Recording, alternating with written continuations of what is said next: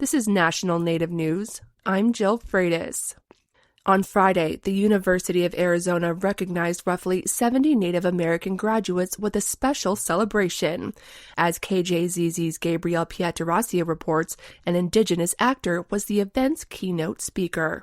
Dallas Goldtooth is Diné in Mdewakanton, Dakota. He's arguably best known for his role in the Peabody Award-winning FX series Reservation Dogs. Goldtooth plays a comedic spiritual guide to a teen living in an Oklahoma res town. Are you Crazy Horse or sitting... No. I'm not one of those awesome guys. No, I'm more of your unknown warrior. Yeah. You know my name? William Knifeman. Goldtooth co-founded the 1491s, an all-native sketch comedy group that uses humor as a way to tackle stereotypes and complex social issues. Native Americans make up about 4% of the university's student body. For National Native News, I'm Gabriel Pietrasio. The U.S. Bureau of Indian Affairs says it is distributing $20 million in emergency funding to more than a dozen Alaska Native communities in response to shortages of essential supplies and urgent infrastructure needs. The lion's share of the funding, $16 million, is going to the Kuskokwim Delta coastal village of Chefornak to address the impacts of severe erosion, permafrost thaw, and failing infrastructure.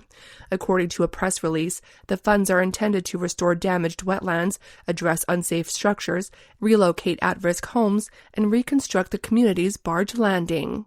Chefornak and 15 other communities spread across a vast swath of the state will also receive a portion of an additional $4 million that the federal government is using to purchase thousands of gallons of heating fuel, along with potable water supplies and firewood. The press release says delayed spring barge deliveries, restricted water systems, and extreme winter conditions led to supply shortages in the communities receiving assistance. The announcement comes after Assistant Secretary of Indian Affairs Billy Kirkland was in Alaska to meet with tribal leaders. Kirkland appeared alongside U.S. Senator Lisa Murkowski in Anchorage and Bethel as part of the hearings of the Senate Committee on Indian Affairs on Federal Disaster Support and the question of climate-driven village relocation. This story was provided by KYUK's Evan Erickson. Alaska Native organizations and wildfire officials are preparing for another challenging fire season as communities face growing climate-related threats. Officials say dry spring conditions and warming temperatures are increasing wildfire risks in rural communities across the state. The Alaska Division of Forestry and Fire Protection says many Alaska wildfires are caused by human activity, including escaped burn piles, campfires, and sparks from equipment or vehicles. Officials are urging residents to prepare emergency kits, create evacuation plans, and clear brush and other flammable materials away from homes and buildings.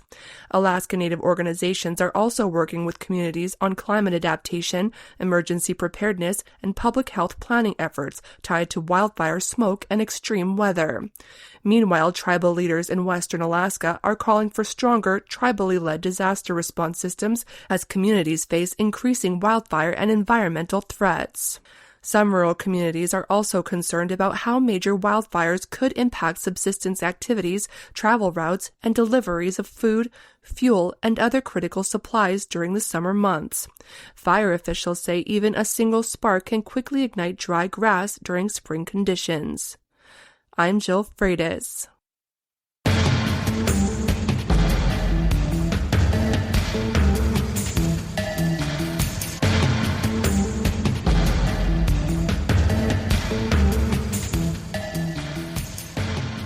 National Native News is produced by Koahnic Broadcast Corporation with funding by the Corporation for Public Broadcasting.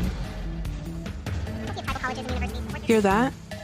Tribal college faculty do so much, one can't say it all here. Nothing but respect.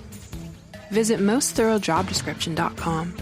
The American Indian College Fund supports this program.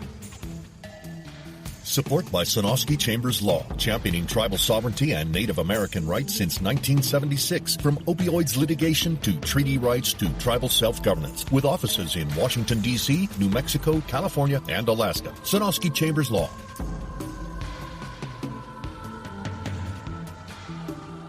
Native Voice One, the Native American Radio Network.